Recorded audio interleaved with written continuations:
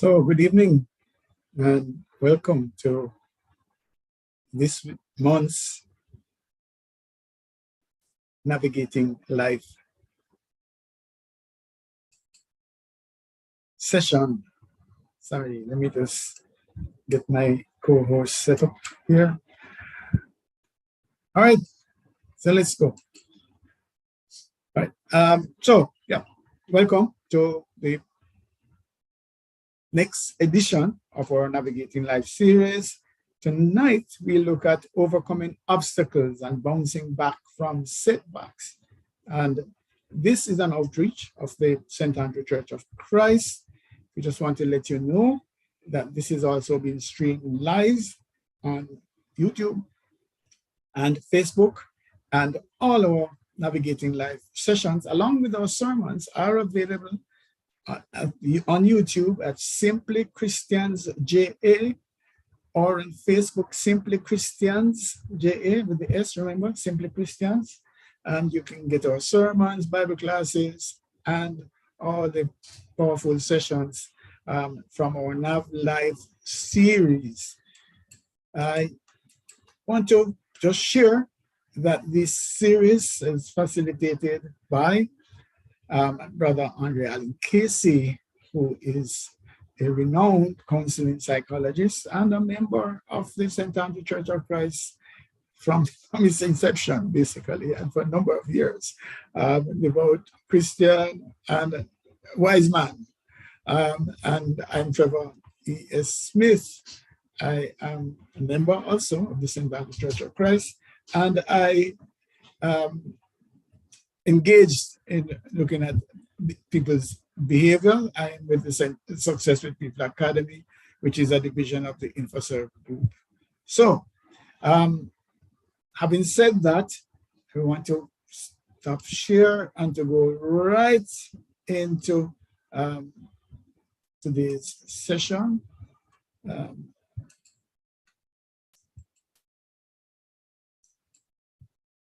We want to use our time well. And so thank you actually for being with us. I actually have a question that I would like to ask. And it's an obstacle that we at the St. Andrew Church of Christ have. And so I wanted to ask you, what inspired you to be here?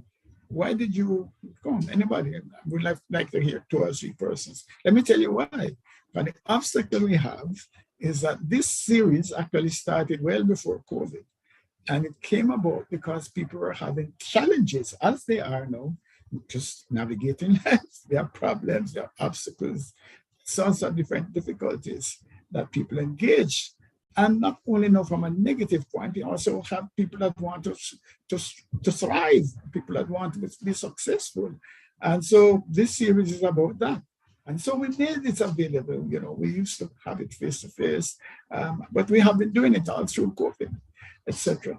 And the question that we have is, why is it that more persons, you know, our members, for example, are not here?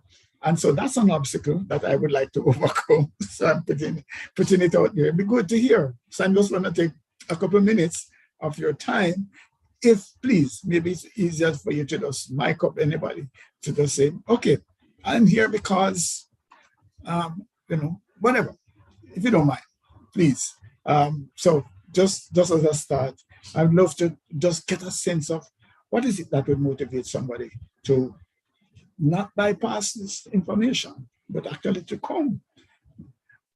Anybody? Tough question right out the back, but I'd love to get your help. It would really be beneficial. And I promise that I will probably give you some value in return, hopefully. All right, anybody would like to just put on a mic? I'll start. Can you hear me? Oh, yes. So I am here just by chance. I was on my phone and a WhatsApp message popped up with a flyer saying, oh, I just got this notified of this session. It may be useful. I live in the US and it was my dad who posted the flyer. He goes to Marvelly Gospel Hall. And I just decided we all, go through obstacles. Why not sit in and hear what is going to be said today? So because I'm here just relaxing, I said I have a moment. So let me just tune in. That's why I'm here. Gail, appreciate it. So what that suggests is that we need to look for people who have an open mind, people who are open to accessing information. They don't know. So yeah, if it doesn't work out, it's not going where I want to go, I can actually just click and go back and relax.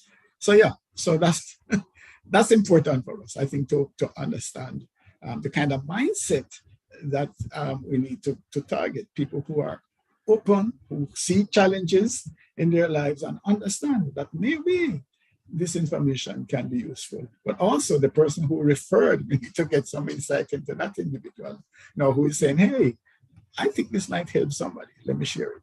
That's very good. All right, I need two more quickly. I don't want to use all the time doing this, but that to me is powerful. Brother Andre, I don't know if you agree with me that that's a powerful insight. Definitely. All right. Anybody else here who would just want to say, I'm here because, please, just quickly, just like Gail did it. Big bang out.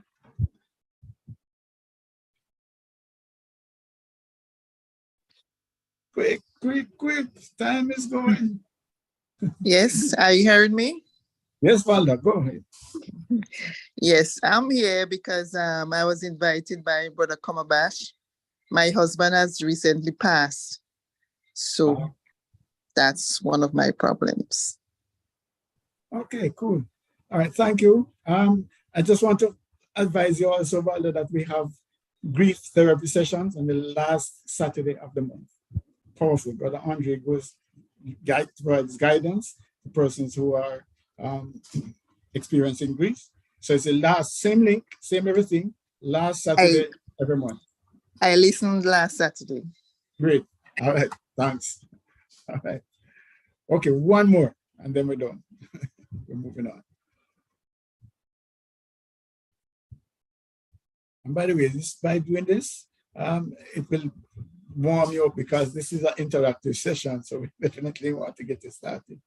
Anybody else? Quickly, one last one.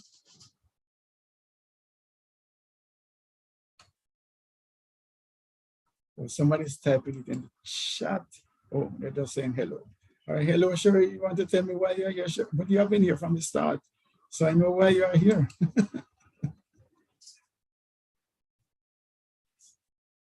All right. I have to pull down the tent. I'm sorry. I mean, in terms of that request. All right, so let's actually move into it. So I will be starting the processes. Brother Andre will jump in at any time. And this is an interactive session. So at any point in time, you can just raise your hand and we might ask you to mic up and speak. So we know, as Gail said, life is filled with obstacles and setbacks, and that can test our capacity to cope, our resilience, and even derail our progress. So that's something that's a reality. And it can come in many different forms. It can be financial problems. Some of us have health issues. It can be relationship challenge. It can be issues that we might be having with our faith. So numerous challenges are thrown up at us as we try to navigate through life. Yeah? And unfortunately, sometimes all of them, we experience all of them at one time, multiple challenges at one time. We don't pray that would happen to us, but that happens.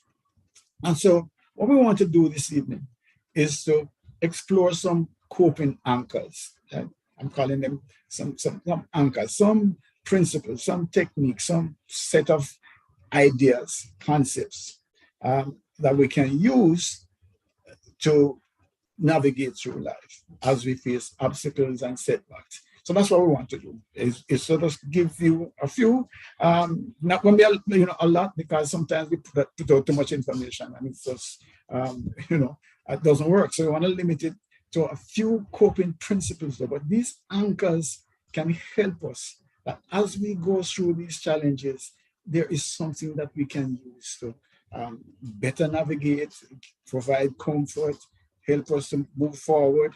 All of those things can come from the use of these anchors. I'm calling them coping anchors. So the idea then is to use these anchors to build, to cultivate a resilient mindset, yeah, so that we can deal more effectively with life's unfolding events. Basically, it is developing coping muscles, if you want to call it, yeah. That's basically what the principle is. So the idea now is not for us to have a situation where you come to say, well, yeah, a dog bit me, what do I do? It's not necessarily that.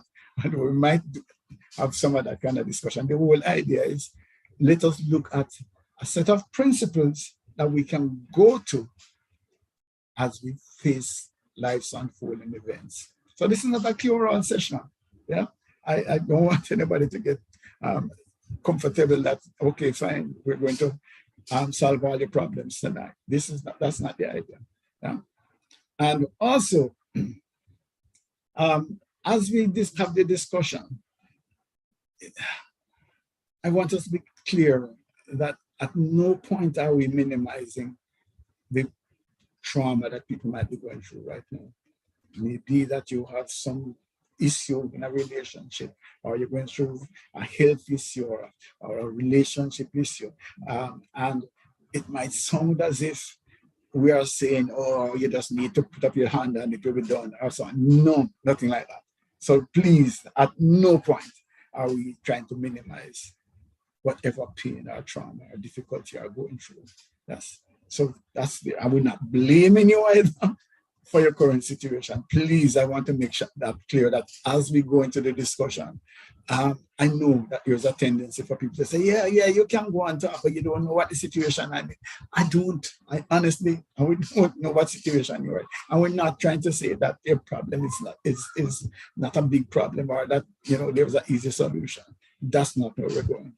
All we're trying to offer are some coping anchors, some concepts, a body of information that says to you, if you apply these concepts, things will improve or should improve, or you're going to feel better, or at least it should give you some hope. That's all. So if you are here and somebody had invited you to come to solve all your problems, I'm sorry, I apologize up front. All right? So that's not why we're here. All right. Okay. So this first anchor I want to look at is just have to use the ones that work well best. Yes, is the anchor, coping anchor of faith, prayer, and brethren. Faith, prayer, and brethren. Powerful coping anchor. Yeah.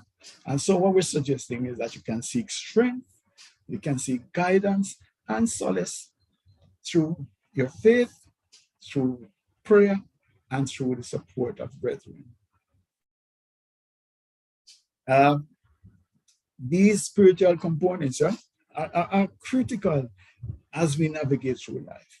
Yes, because they provide us with comfort, they provide us with wisdom, and it gives us a high level of resilience. Yeah, if we have strong faith, believe you me, our resilience will significantly increase, and we can find comfort then in our faith. Right. So let us look first at faith, then as part of our coping anchor. Right.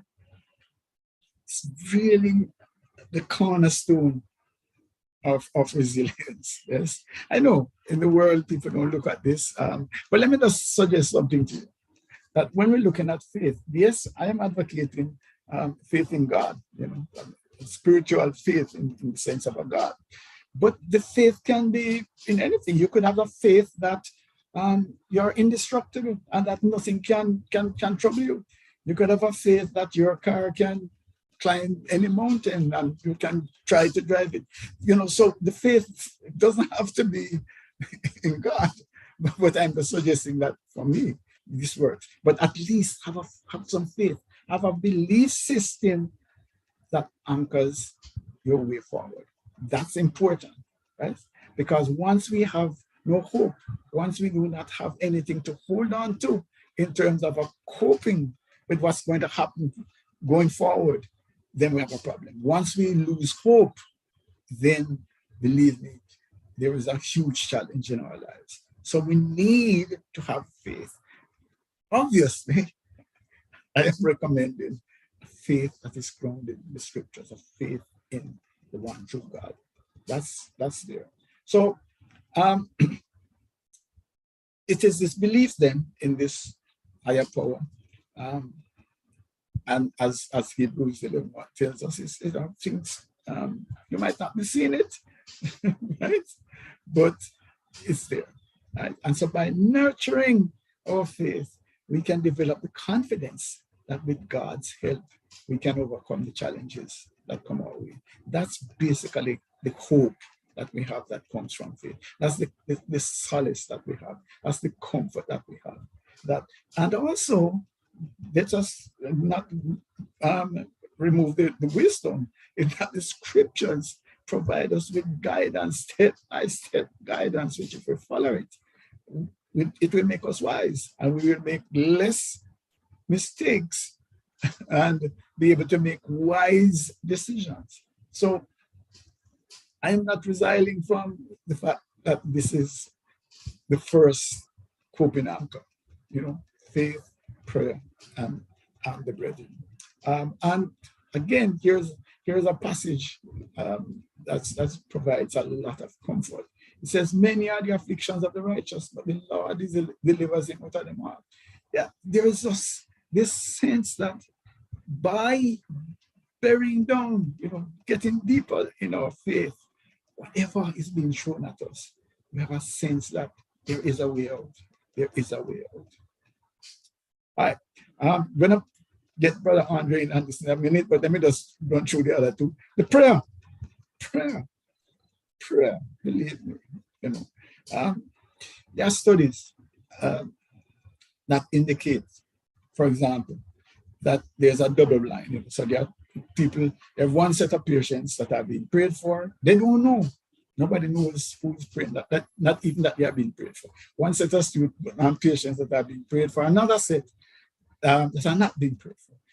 And the results. Now, the problem with these kinds of studies is that the scientists are going to say, because there are so many factors that could apply, that could impact the progress of the different groups, that it's hard to say that is really the prayer.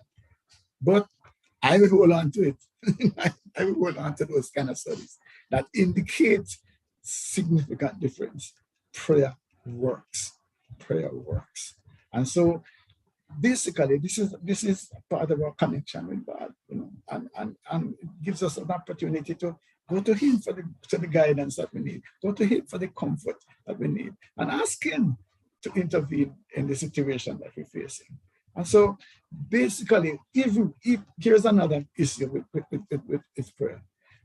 Even the expression, even the fact of sharing with God, talking to Him about it, is actually a de-stressor.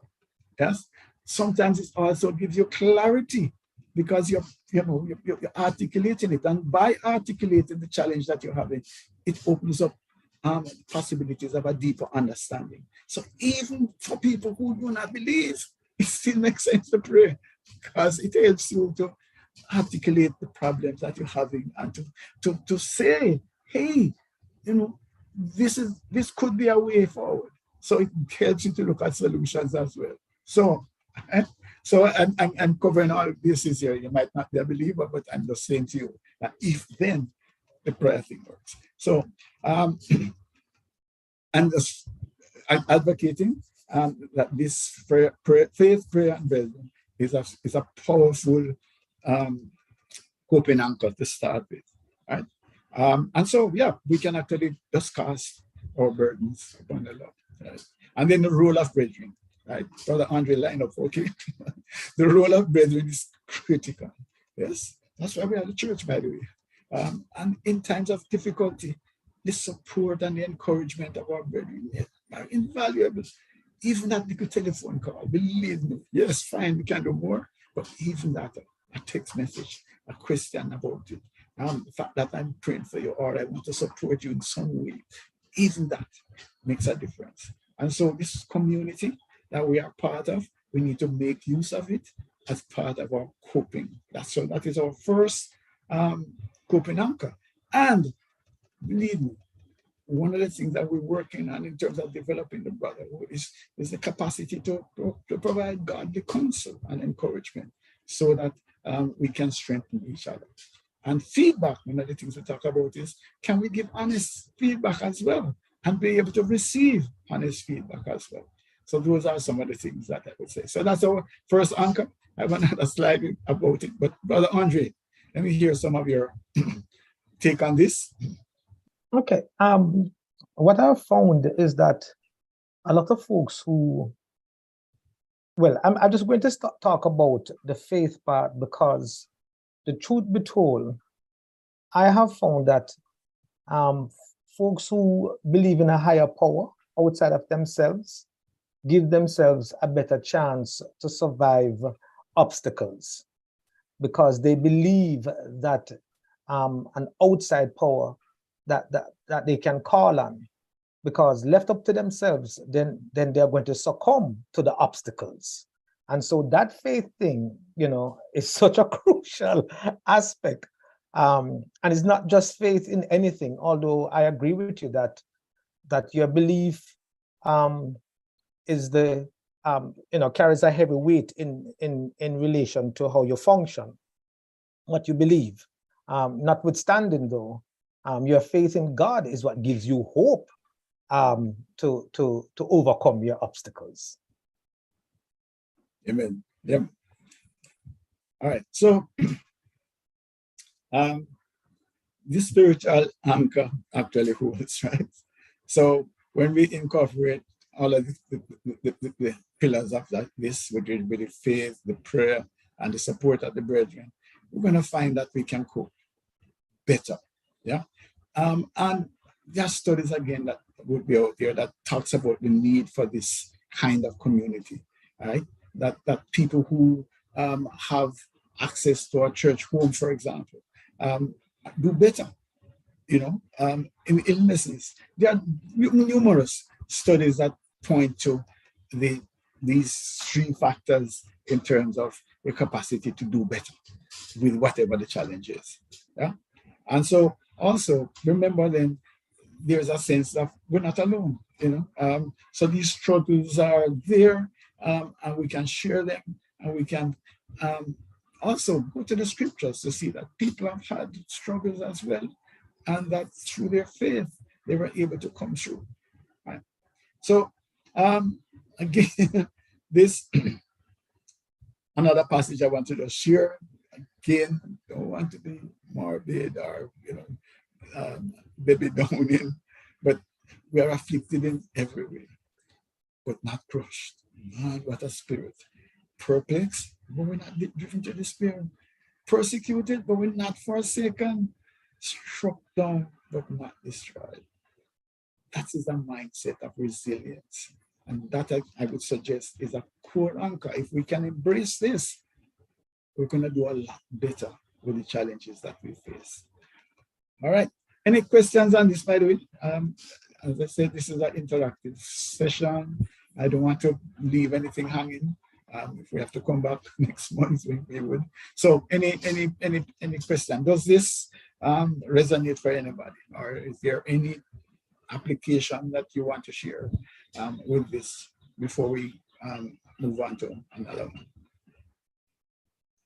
Does this resonate with anybody? Any question that you have about this?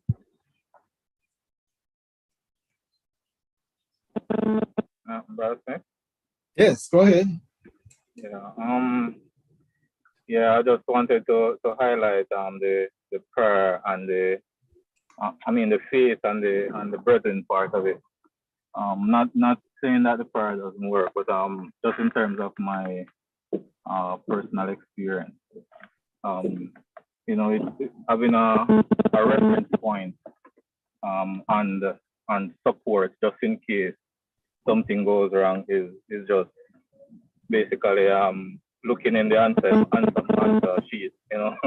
When you're going to school, you used to have the problems, and then at the back you have the answer sheet just in case you didn't work so well or whatever. So I'm just saying that having a reference point, which would be the face, to say this is my anchor, this is my starting point, this is where I get information from, this is where I get guidance from, whether it is a math problem, whether it is building codes or whatever it is. Having a reference point is key, and support where you can always check your supervisor and say, is this okay? And as you have pointed out, our scripture is our reference point, and having the brethren there to say, I don't understand this, how do you do this? It's just awesome. I've shared my story quite a few times, but just that part I really wanted to highlight as it pertains to my personal understanding of it.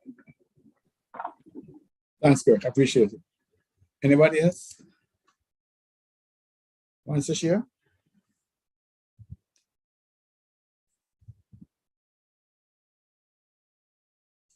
All right. So the second coping anchor, as I said, we're not going to do a lot of them, so we want to bury down on the ones, I think we're probably looking at 3, so that, we can actually marinate and go deeper into it. All right, is mastering our mindset. That we like to talk about mindset, because I believe mindset is so critical in whatever we do. Yeah. So we have to master our mindset. Otherwise, coping, dealing, navigating through life, being resilient is not going to be as easy. Right?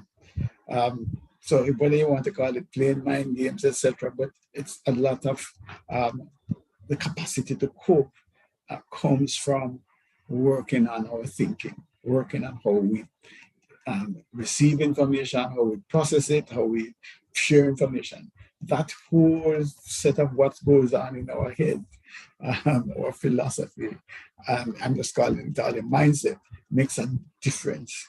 Yeah. So if we, first of all, create or cultivate a mindset that sees obstacles, sees setbacks as really opportunities to learn and to grow, a lot of the battle is done. So if we, it's difficult to say it, but James talked about it, tells him, if we welcome these setbacks, if we welcome these obstacles, then chances are that we're going to do a lot better in terms of resilience and in terms of navigating through life. Yeah? And so when I talk about this whole concept then of reframing, so there are some fancy psychological terms in terms of cognitive restructuring and so on, but basically it comes back down to reframing. As a matter of fact, in the politics now, the concept is a spin. We put a spin on it. That's basically what it is. That's where we get to the whole question now, where you have to talk about true facts, fake news, etc. That's the idea. Is that,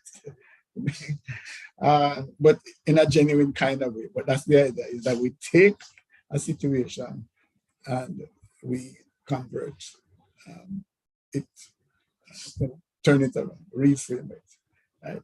But this is now not the unhealthy fake news. This is really a situation where we look at our setbacks as valuable lessons and we work to cultivate in a positive and resilient mindset. Once we do that, it gives us some kind of a determination It gives us hope. It gives us optimism, and it provides us with comfort that yes, we can cope. And so we're going to share some practical mindset mastering techniques. I also want to look at things like affirmations and visualization and mindfulness, which is a critical other area. So that would help us then to cultivate this kind of mindset that we're talking about. So that's what the next little period is about. Any questions about this or input at this point? All right. I wanted to add that the whole idea of what was the point you said, mastering the mindset. I believe that we can hold fast to the reassurance that God Himself has given us, that no matter what the obstacle is, He Himself has never given us more than we can bear. We will look at our problems and say, oh my gosh, I just cannot deal with this. But the scripture itself says that He will not do that to us. And even if an obstacle comes our way, He will find a way out. So I think having a mindset of knowing that there is hope and that there is a God that looks out for us is in itself a coping mechanism in my mind. Excellently said. Thank you. Yeah, that's it. So that's part of what we should be using as we reframe our minds as well. All right. So let us look at how we go about this. And as I said to you, what it is, what the reframing is to look at a situation, and the temptation, the norm is for us to have a negative twist to it. So we tend to have a woe is me, and all sorts of different negative responses to developments. And what this reframing process is about is for us to work towards seeing things in a more positive light, as against assuming the worst. It is a strategy, and we have to, it is work that would have to be done over time, but it's a practice that we would go. All right? So let's look at it. So one of the first things that we want to do then is to, when situations come up, yes, there's a principle, and believe you me, as I said to you, this is work. We have to look at it. There's a principle that says, let the thoughts parade before you. What am I saying by that? In other words, don't stop them. Allow your mind to run a little bit then without judging or accepting. Just watch your thoughts pass by. Oh, this is, yeah, okay, yeah, these are the thoughts that I'm making. All right. So you will have this parade come before you, and then you pick out what are the negative ones. Yes. So let us say something happens. Right. The boss calls you in about some matter, and you start to go through all sorts of possibilities as to what you could have done. Who could it be that give the boss this information, and all sorts of things that come up, and am I the only one? And I don't have no luck.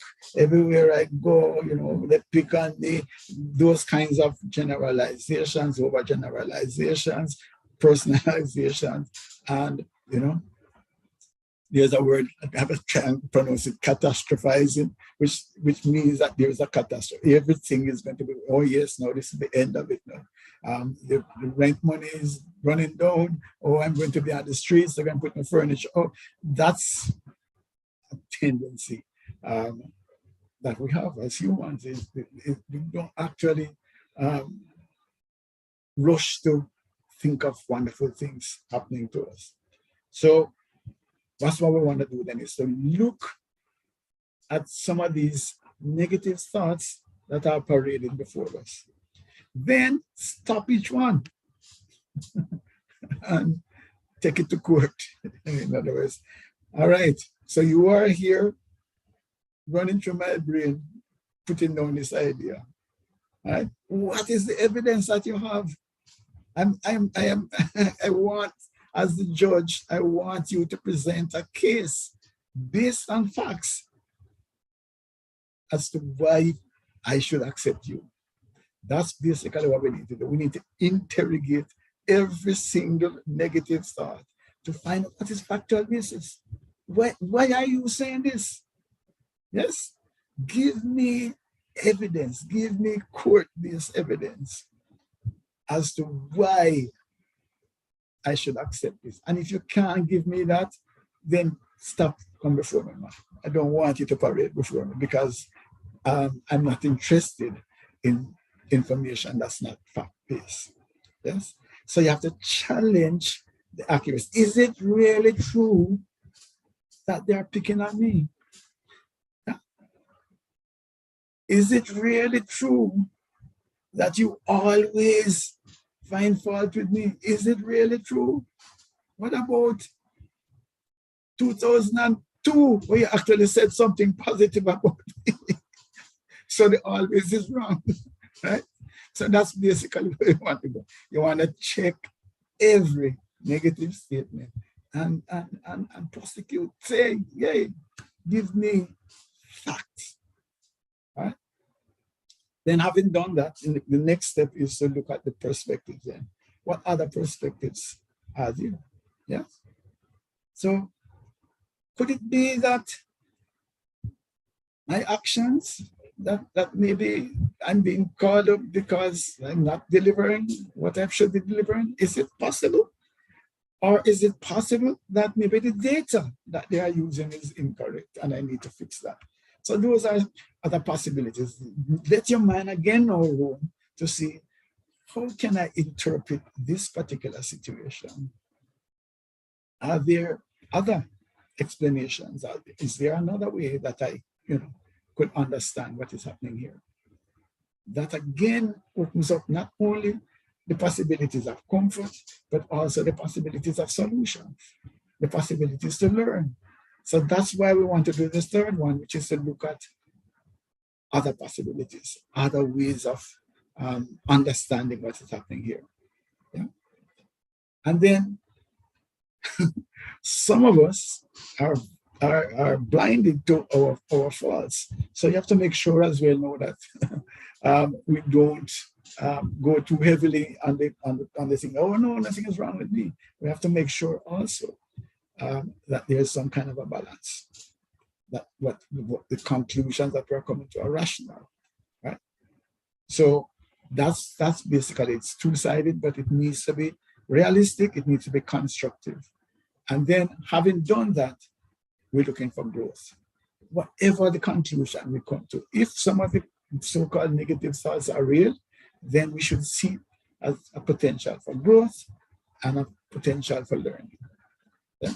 So let me look at the other things and then we'll invite their input and invite Brother Andre in as well. So yeah, maybe we need to look at that because let me just go through these. So self-talk. I don't know. Self-talk is one of the most dangerous things in terms of resilience, in terms of being able to navigate through life. There's a constant statement. I don't know if I'm the original, but I say it all the time, that if we spoke to some people, our friends, like how we spoke to ourselves, we wouldn't have any friends.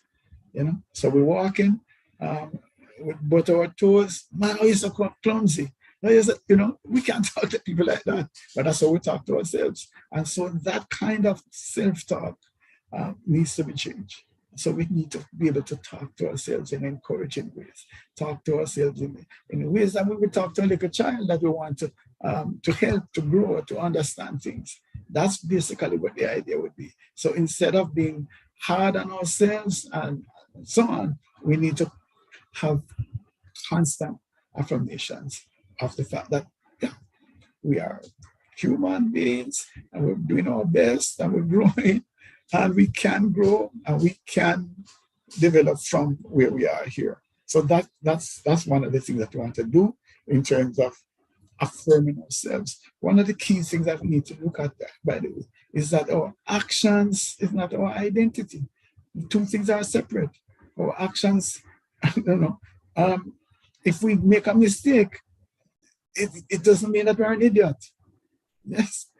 So we have to be careful then to separate our actions from our identity. This is not who I am. The fact that this happened here doesn't define me. Yeah, because at my core, I'm a child of God, loved by Him. Yes. So that's important. Then also know we need to start to experiment with the new thoughts. Yes. So once we are there and we reframe it and we talking about the things in a positive way, then look for opportunities to use this new approach, this new thinking as situations develop. Practice it. So the next set of information that comes to you, work to reframe it in a positive light, a developmental light. Right? So last word on this is that it's not so easy because we're talking about changing our minds. Some of us are many decades. We need to work on it and take time, but it requires practice and it needs earnest practice. Be patient. If we fall back or we don't do it the way that we ought to, that's consistent. Go ahead, be persistent with it. And after a while, it's going to become easier and easier. Right. Input, Brother Andre, your time.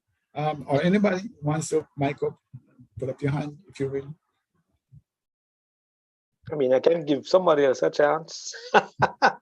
That's all right. Okay. I mean, I want, there are a couple of them that I would love to say something on. I love the first one that you mentioned about identifying the negative thoughts. And for me, the key point there is to identify it, because if you don't identify it, then it can consume you. You know, if you just have it running, it just can.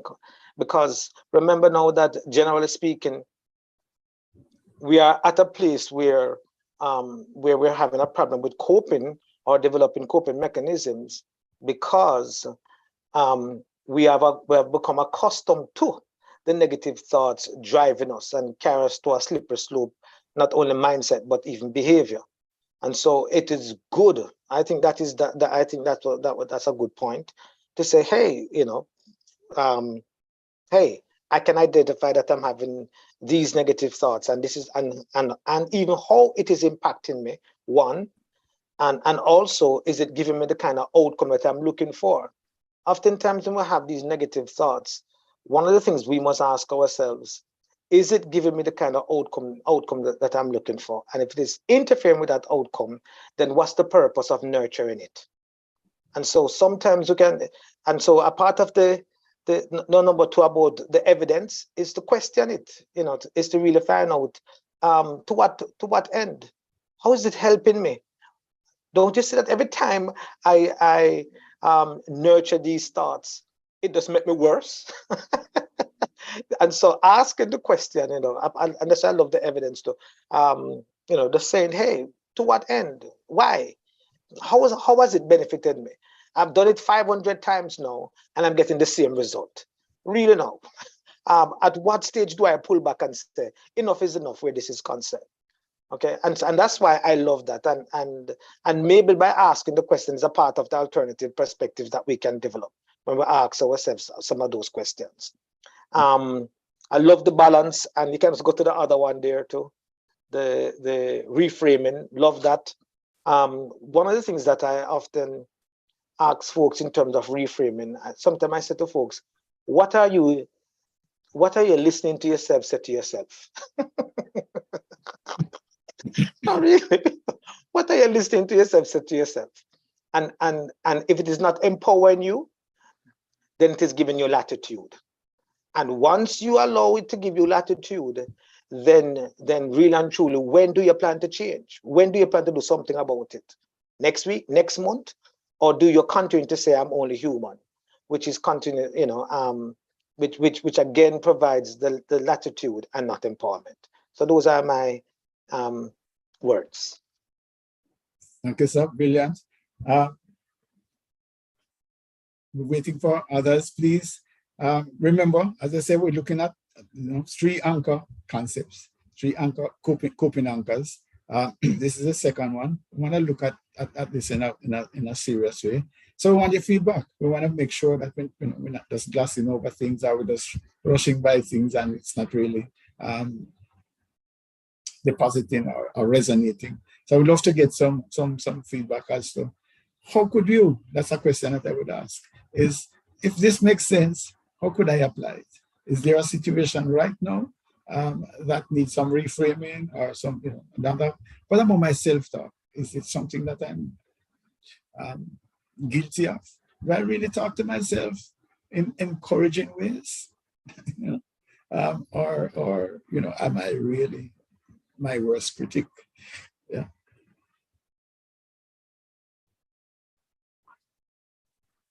Okay. Hi, good evening. So sometimes for me,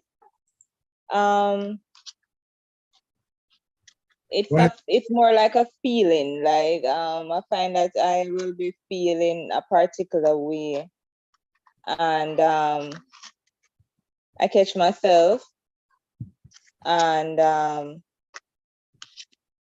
because it's not every time I will have someone around physically to encourage me or so. So what I do, if I do realize that I'm going down a slippery slope, I just reach out to someone. And generally, I try to shift the focus. So I'm not going to say to you, if I contact you now and I'm talking, I'm not going to say to you, oh, I'm not feeling like myself. And no, I just always like somehow get into this character. And I want to know what's happening on your end. And it's just sometimes that helps me because it takes the focus from what I am going through or what I am overthinking. Because sometimes I know I overthink. So whatever it is that I find that it's getting too heavy, or whenever I find it's getting too heavy and I can't cope, I just try and focus on something else. And then it somewhat just brings me back, if that makes sense. Brings you back in the sense that, from thinking about all these negative things and wonder what can happen because this happen, this will cause something else bad for happen, that kind of thing. So it usually helps. Okay, fine. All right. By the way, good to hear you, Jamil. All right. Jamil was one of the original face-to-face people, 4 years ago or whatever. Okay. Went through some challenges now. All right. Thanks for that sharing, by the way. And one thing that I would say, yes, it's good to deflect, so that you come back. But if it is something that needs to be addressed, we need to come back to it. Yeah. So this whole idea of reframing is not the fake news, is not the spin that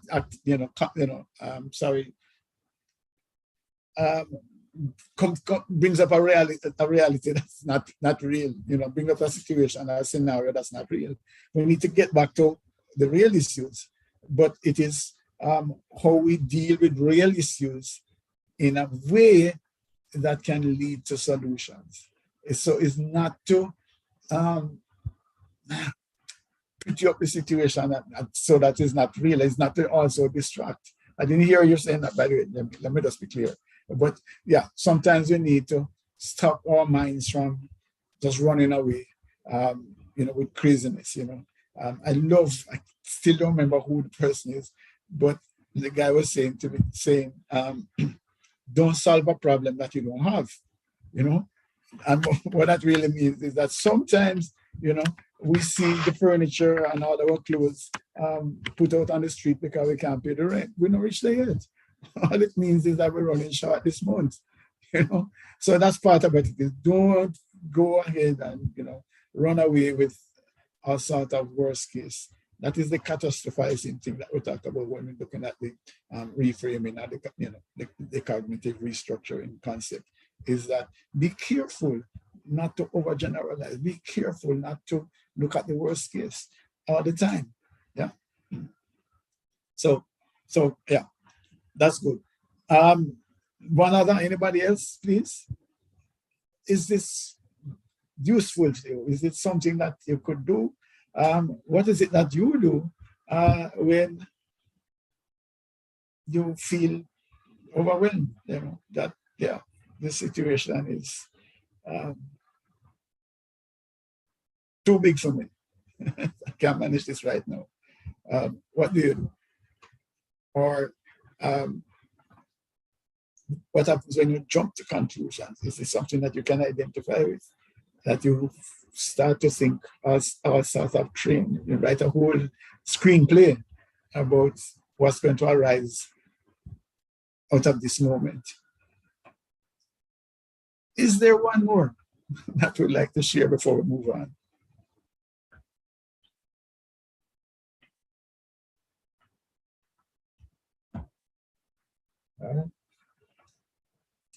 Push the process forward. All right, so this is another technique, visualization. I think it's Waltz. Waltz was the thinkerman's name that came up with, talk about this whole issue of the theater of dreams, where the suggestion is that we create vivid mental images of what it is that we want. So the situation has arisen, what is the outcome that you would want? And then mentally go into a space where you see it happening. All of these things, all the sounds, all the smells, all the whatever it is. Run a movie in your mind. And again, our research has shown that the mind has a challenge distinguishing between, that kind of vivid mental imaging and the reality.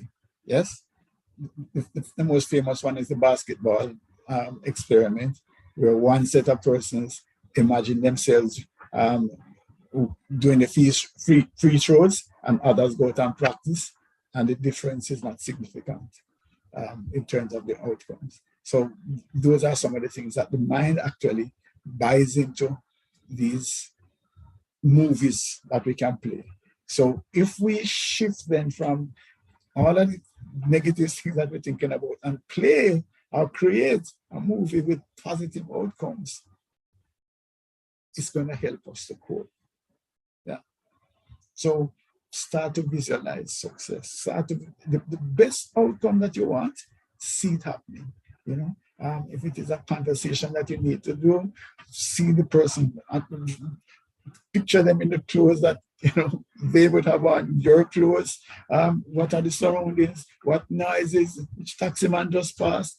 Create as vivid a set of conditions around it, and it's going to make a difference.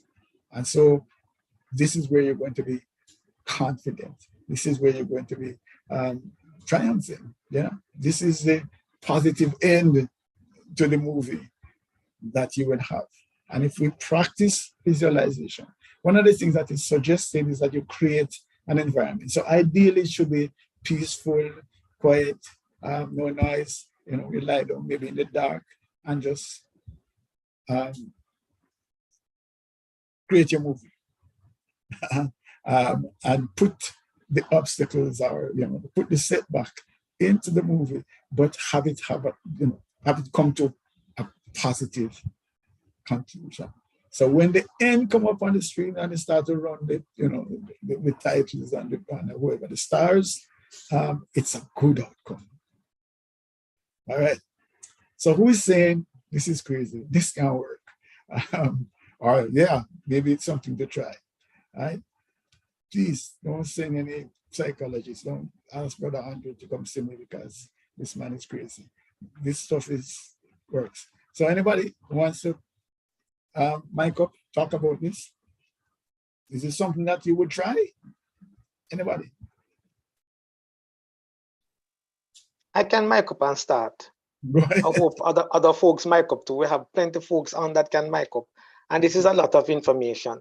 Even if I suspect if they want to go back and talk about some other stuff, they are free to do that too, in terms of all three. But the visualization thing is such a powerful, again, component for me. One of the things, I sometimes tell a little joke, kind of corny still, but to some of my clients, I say, listen, if you are the star in the show, don't kill off yourself. Okay. I like that actually. You're the star of the show, you kill off yourself. You can't kill off yourself in the show. I remember, say you write a movie, Yeah. And it's a serial, so you can't do it. I'm just saying that you write the movie and everything. No, on a serious, no, you talk about the visualization. I'm saying to you that I utilize it in my practice. And some of the things I say to my clients, I say, listen, if you're the star, then think that, because how you want your movie end. No, seriously, how you want it end. Sometimes I might say to folks, okay, this is what is happening right now. But if you build yourself out of it, if you build yourself out of it, but you have to see it. It's like you're doing a puzzle. And if you don't see what the puzzle is going to look like, then chances are, boy, while you're building this puzzle, there are some parts of the puzzle that you're going to fit in, and when it fit good, but the color off. So you need to have a technique when you fit it. So you do the colors over here, so you can start with the corners and everything, because a 500-piece thing. And while some of the things might fit in, the truth is the wrong color. So I'm saying, you have to see the big picture. If you don't see the big picture, you don't have an idea as to how the pieces are going to come together. And so I kind of say to folks that a part of my visualization, I use the puzzle thing. You use the movie. I use the movie too. I use the puzzle. And I said, just look at, you want to think that the Eiffel Tower and it break up into pieces, and you have that challenge to overcome, you have that obstacle to overcome, then you just don't stop. But if you don't have a plan of action and how you're going to do it, you're going to be fitting into slots that, although it fit in, is not the right place it must be. Let me stop and give other folks some chances. Love that. Yeah. That's why, when you do the puzzle, as I say, you take the box, the cover, and put it before you, so you can see what is what, right? Yeah, love it. Anybody else, please? Yeah, this is really application, we really don't want to just put out information and, academic stuff. The intention really is to provide solutions that people can actually use as you navigate through life. Yeah.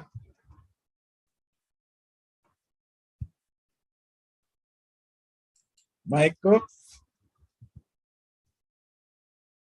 you could call on some people, that have great wisdom.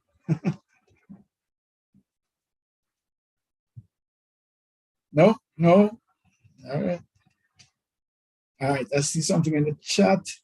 Georgia says, love the analogies, movies and puzzles are two of my favorite things. All right. Apply them, use them as coping mechanisms. All right. Thanks, George. I appreciate it.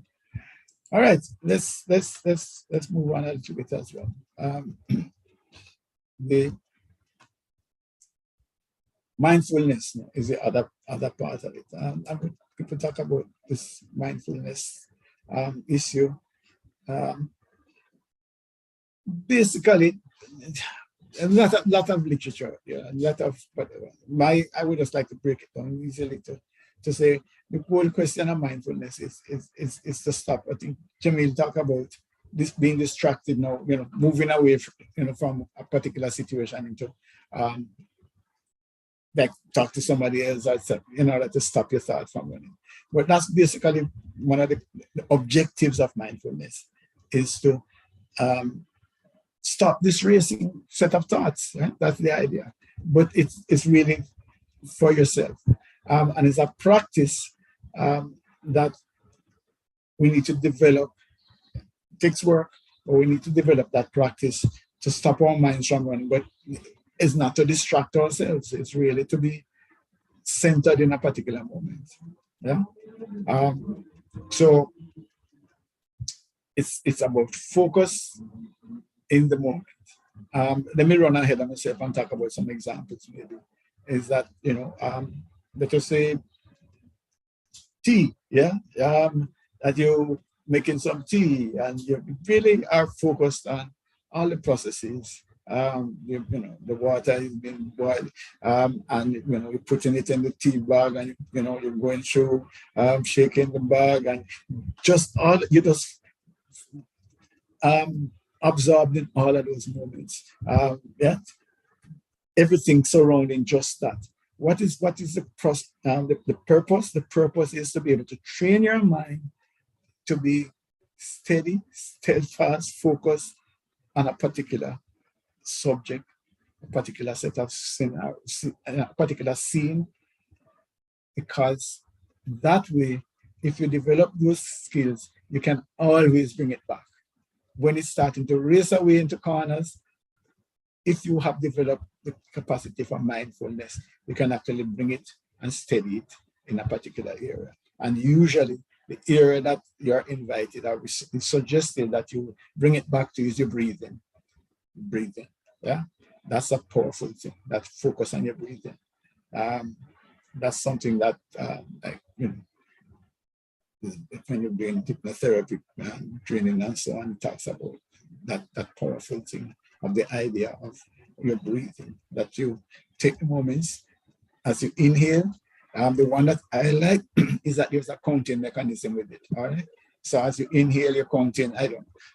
Some different people have some different ones, but I like different numbers. So maybe you inhale for 4, and you exhale for 6, something like that. Yeah. So the whole idea is that you have to watch it, what it does for your body, how you feel as the air is coming in, how you feel as the air is going out. And if you're only focused on that breathing, then all of the calamities that are going on outside shut up. That's the idea of mindfulness.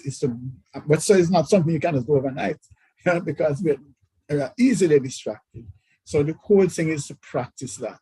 Yeah, it could be outside. You go into the garden and you smell your roses, and you only focus on that. How many petals this one have? What is the smell? What is it different? And that's all. You're not thinking about anything else. That's the idea behind mindfulness. Mindfulness is to get to a place where you shut out and focus on a specific set of things. Body scans is another thing, where you actually run through from head to toe. Yeah. There was a time when people used to come to me, because I learned this technique where you had a headache. Yes.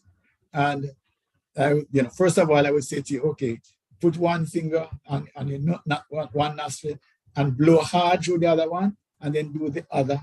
Right. If there's a blockage, that could be a problem. If it is free, yeah, that both of them are free, then there might be other things. So you hear that sound again, it sounds like craziness, like Bellevue Hospital kind of thing, mental hospital. But then you ask, all right, so where's the pain? Yeah. That's the first question. Where's the pain? All right. And the person might say, right here. I say, okay, fine. What is the color of the pain? What? No. What color is it? What is it doing? What is the size? And basically, sometimes it is like a stress pain. It's not really anything physical. And by identifying pain and working on it, eventually, it's relieved. I've tried it, and I've done it with people, done it with myself, etc. I'm laughing because I tried it with my father, and he chased me away with it. But anyway, it's the whole idea of this mindfulness thing that,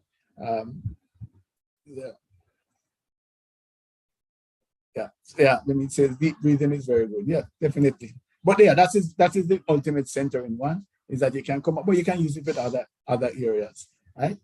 Okay. And then of course there's also the whole question of mindful movement, where you walk and you step and you feel your contact with the foot with the earth. What is the sensation? What's going on there? And that's all. You're just focusing on the next step. What does it feel like? Is it different from the last one, etc.? That's basically, or some kind of mindful exercise again, where all you're doing is focusing on the thing. What is the objective? The objective is to be able to train your mind to do what you want it to do, to come back, to be steady, and to focus on one thing. It's just like animals, you see horses to train, you want to get them to a place where dogs, yes, I used to have the dog, where they go on and make all sorts of fight up and ready to get the food. No, train them. You have to sit down quietly before I put the food before you. That's basically what we are saying to our brains. You can be trained, and you need to sit still when I tell you to sit still. I don't want you to run all over the place. All right. Okay. Comments on this? Any application? Brother Andre, save me, please. All right, I have something-ish. One of the things I must admit that I do, and I still do it, with some of my clients is, and I think I think it's a component of mindfulness. I must admit, I think, but it goes back to the deep breathing aspect. That sometimes it is one thing to to breathe in and breathe out, and do the counting, and that is fine. But sometimes I think we can be deliberate about what the breathing is supposed to be doing to us and for us. And so if we say that what I breathe in is good for me, but what I breathe out is bad for me, which is true, then make a note of the things that is not good for you.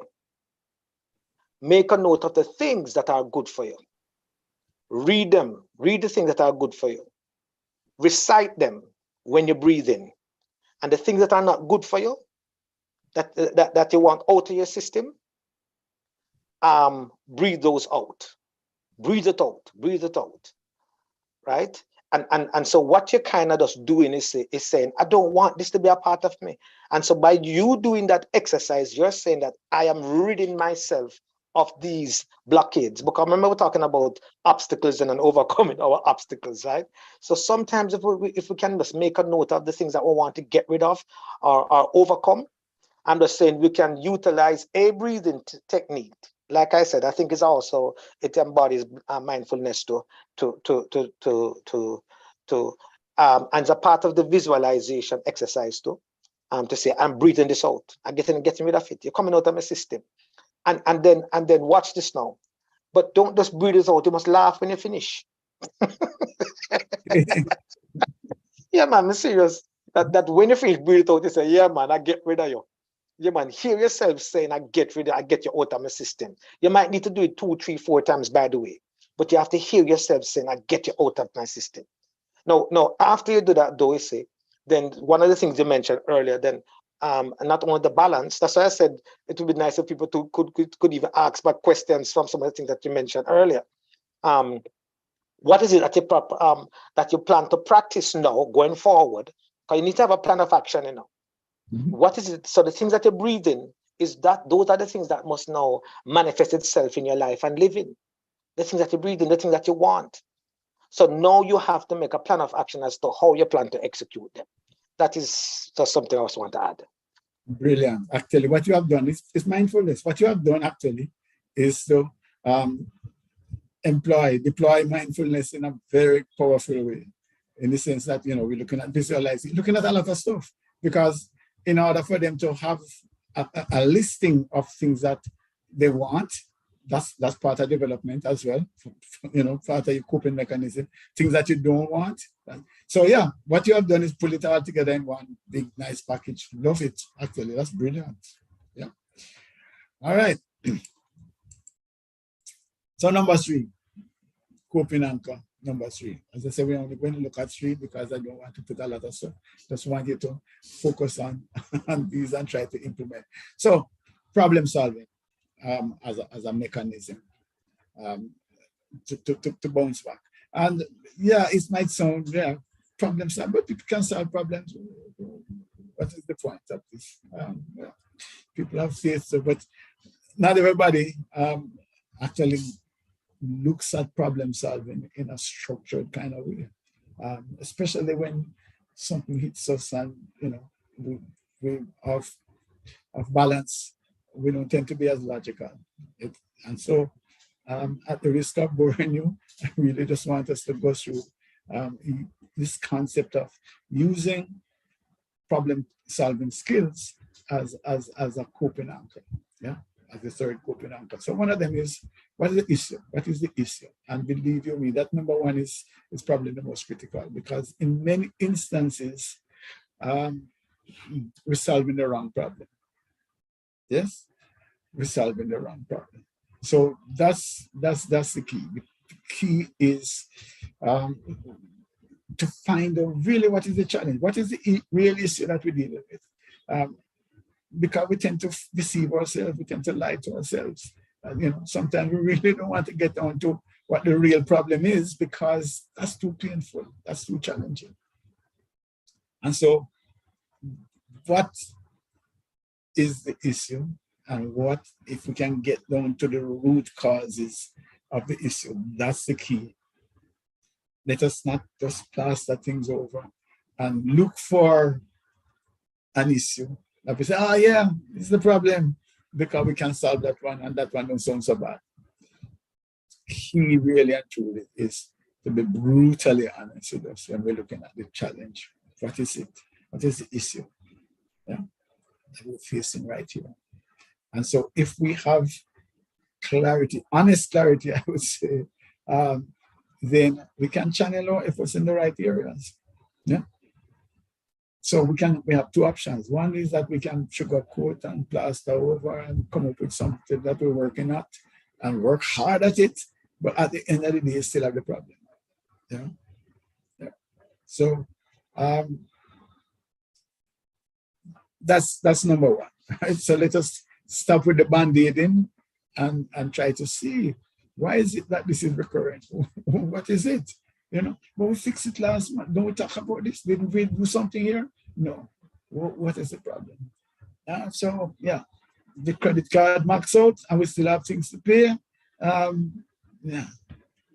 Let us find an answer, to solving the fact that the credit card max out and we have to pay some of these things. But is that really the problem? Is it that there needs to be more, either less expenses or more income?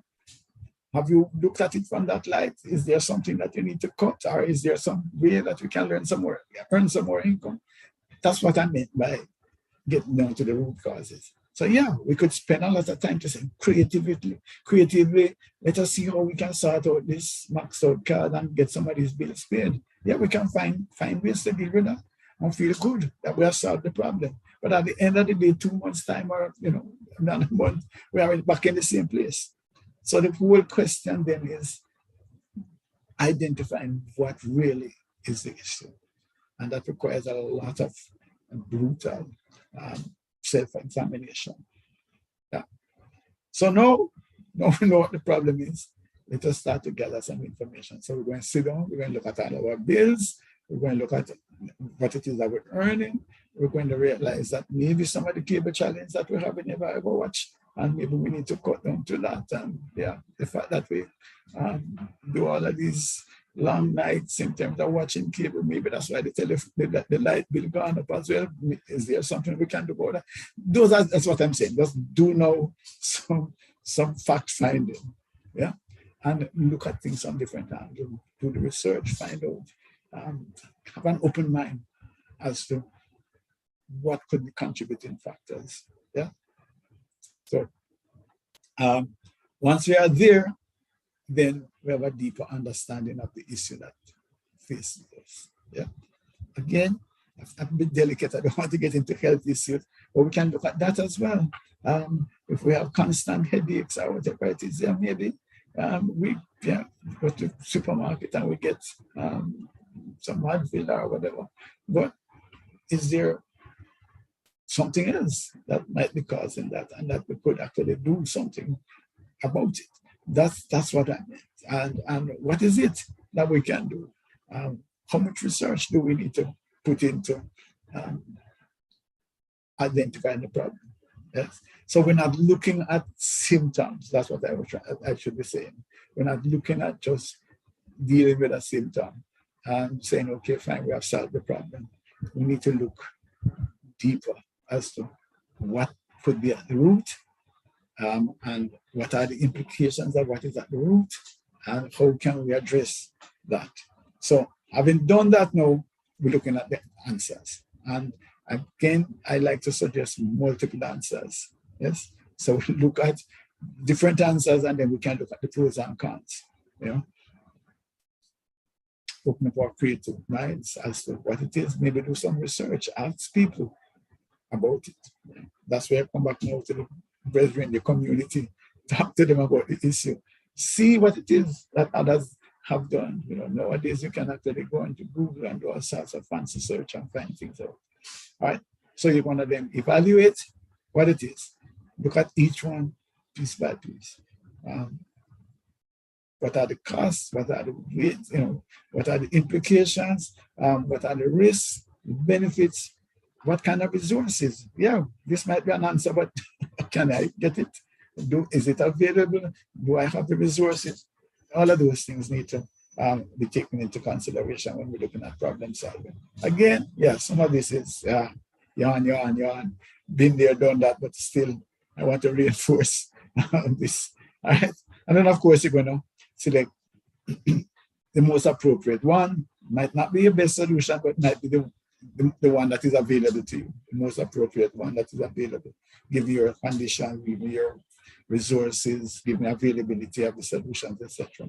And then we also need to be looking that maybe we need to do an interim solution now, but ultimately we need to be working towards a more comprehensive solution in the long term. Those kinds of things are important. And clearly, in this workshop, we're still talking about faith and so on. So we need to make sure that the values are aligned to what it is that we've seen as a solution. We can find answers that are outside of what it is that we believe in, and that is true to our faith, true to our relationship with God. So those are some of the considerations. And then, okay, now we identify the solution, then we put in place. Brother Andrew has been talking about a plan. You must have some kind of plan. So we're going to have a plan with some step-by-step things. It's going to actually list out the resources that are required. It's going to list out the timelines, when this needs to happen by, etc. Those are some of the things that we need to look at. You know, I was talking to a young man, some guidance about his career. So he gave me some sort of targets that he was going to have over the next 10 years. And one of the questions that I asked him was, starting when, you know? So yeah, so this is the 10-year plan, but when does it start? You know, in terms of, let us start to see some, if there are some results, if there are some action taking place. So you need to actually get started, because that's one of the biggest problems that we have with problem solving, is just getting started. Yeah, we can diagnose and analyze and study and whatever it is, but at the end of the day, we never get started. And so we need to implement and monitor the process. All right, so we're running low on time. So that's basically the third area that I wanted, anchor that I wanted to share. Brother Andre, open the door to you, and then questions, answers, comments, until we, wrap up. Okay. I mean, I don't have much to say. I love this.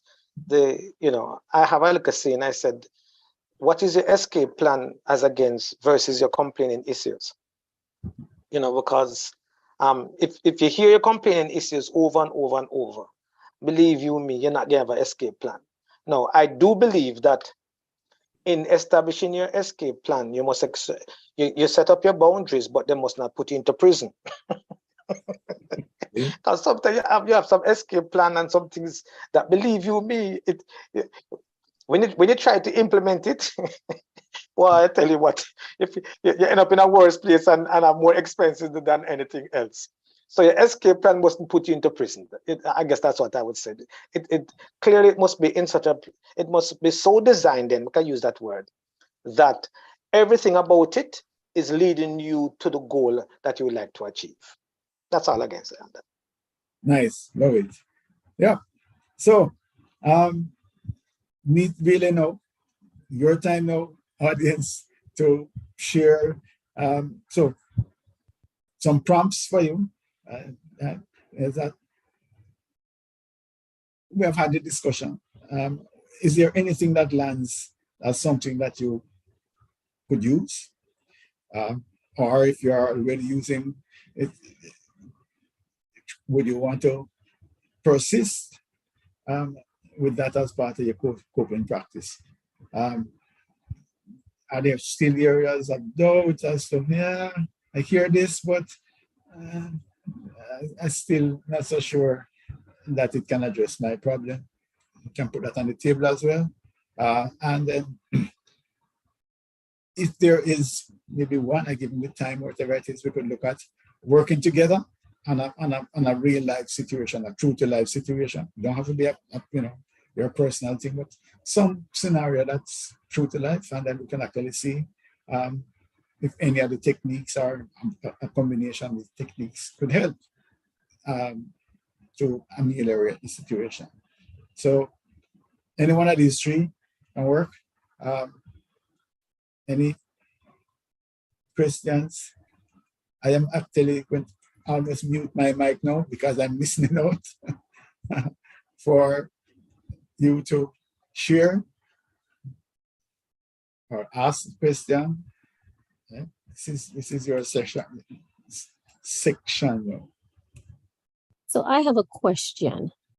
A Go lot ahead. of this information is wonderful, and I made notes because it was so rich in just directive and coping mechanisms and so forth. But as I think about challenges and obstacles, a lot of what was spoken about here is truly applicable for like ongoing situations. So an instance that has been going on for a while or something that is in your life right now, how would you address an immediate obstacle or something that hits you unexpectedly that you're not able to think about, plan about? How would you address it like on the instant? I was looking at the mindfulness as a coping mechanism. And I remember the idea of, okay, if you're in a situation, before you respond, they'll say count to 10,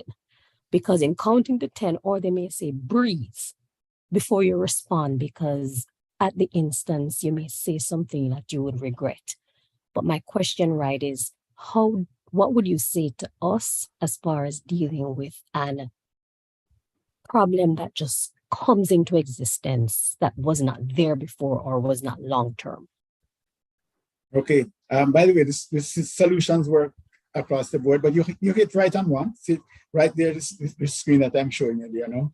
But let me preface this by saying that the key, and that's why I'm calling them anchors, the key is to work on these anchors such that you have developed what we call muscle memory, so that some of these responses will just come automatically. So something happens, your faith is going to kick in right away. You know that as a child of God, these are responses that you do, are responses that you don't do. Some of the mindset things will be readily in place that says to you, okay, fine, be in the moment, don't assume all of these generalizations that is because they hate you or because of so and so. Don't run down that road, because you are now in a position where your mindfulness is in place and you can actually stop the emotions from running away. So that's it. So it's ready for new situations coming up. It's not just your chronic situations. It's there. And of course, where the problem solving would be is for you then to stop and to say, okay, what is the real issue here? You know, and I think in the problem solving, you have to use some of the other technique where you're questioning, you're investigating some of the thoughts. Is this the real problem or not? And having prosecuted and brought it to court, you can sift out then what is real and what is not, and be able to respond appropriately instead of reacting rashly. So that's what I'm suggesting, is that we take this body of information, this body of knowledge, and do the practice so that when things happen, we are in a position to respond appropriately, as against reacting and letting our emotions take charge of the of the car. Thank you. Makes sense. Thank you very much. Okay. May I add something? Please. Okay.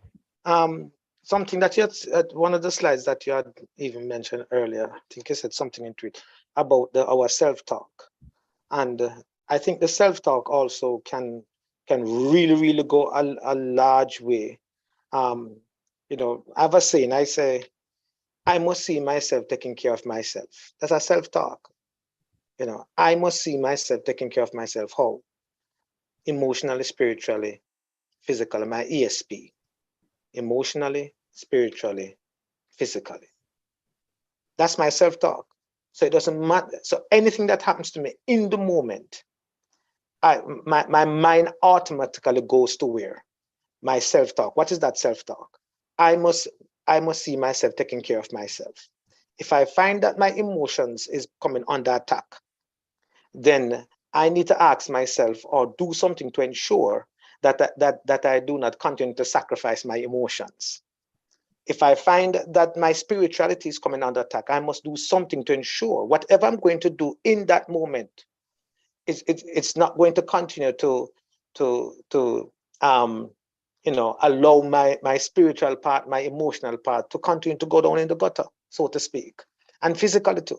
So even if I don't feel like eating because of this present issue, I recognize that again, get gas. It gave me, I mean, it's going to make me worse. And therefore, ultimately, no, I am not adhering to my self-talk that says what? I must see myself taking care of myself. So I'm just saying, it's a part of your self-talk that can help you to manage your issue in the moment. Great. Thank you too. Thanks. All right. Okay. One more.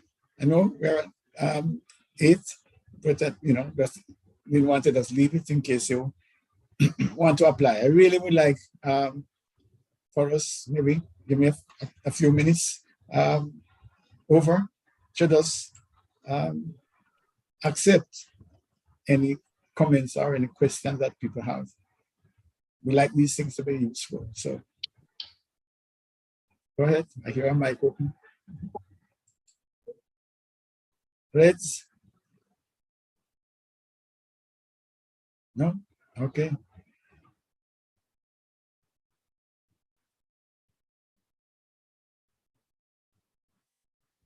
Nobody? That's it? All right. Well, thank you for being a part of this process.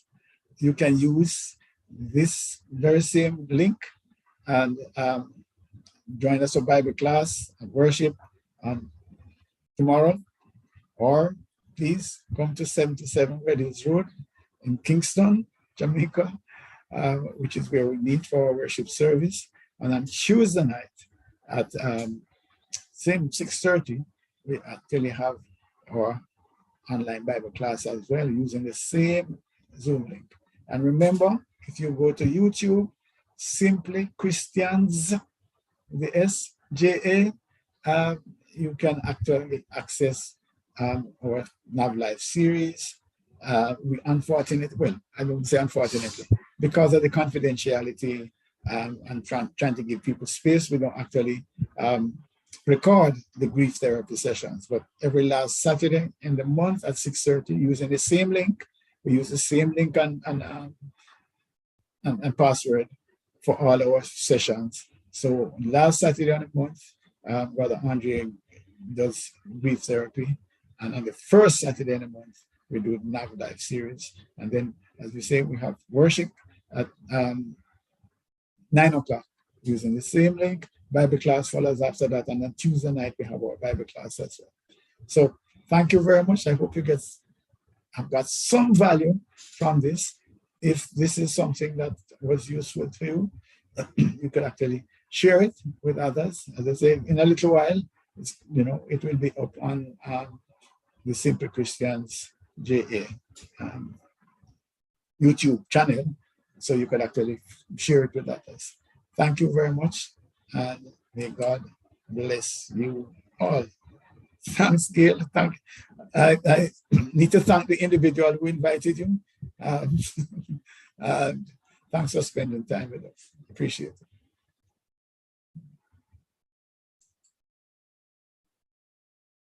All right.